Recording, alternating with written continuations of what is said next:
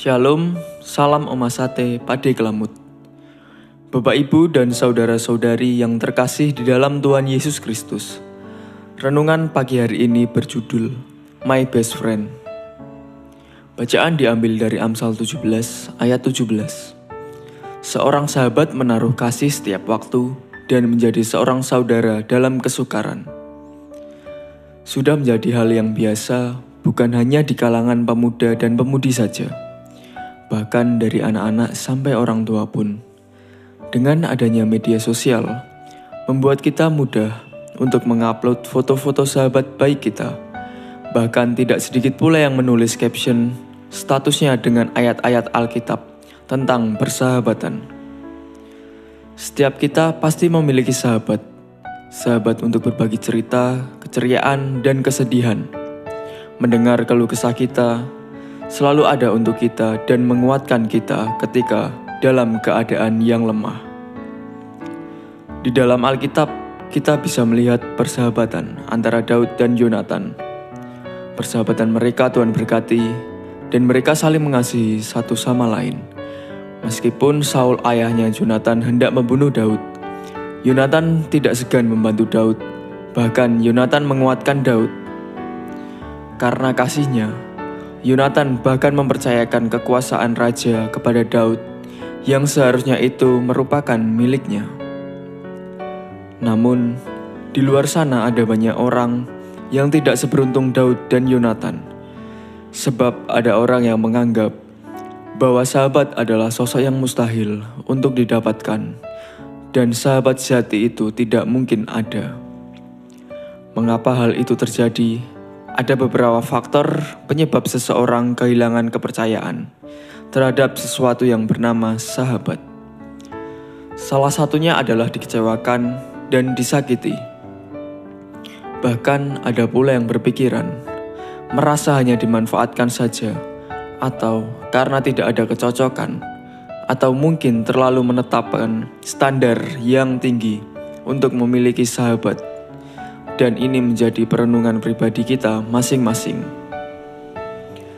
Di dalam Amsal 27 ayat 6, seorang kawan memukul dengan maksud baik, tetapi seorang musuh mencium berlimpah-limpah. Jika kita merasa kesal sewaktu ditegur oleh sahabat, ingatlah bahwa ia mengasihimu. Jika ia tidak mengasihimu, tidak mungkin dia mau menegur.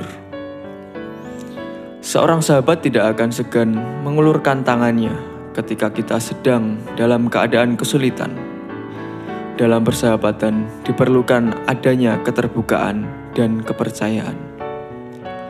Persahabatan yang terbentuk tanpa disadari dapat membentuk karakter kita. Jika kita bersahabat dengan orang baik, maka kita akan hidup dengan baik juga. Namun, apabila kita bersahabat dengan orang yang tidak baik, maka kita akan menjadi tidak baik pula seiring berjalannya waktu.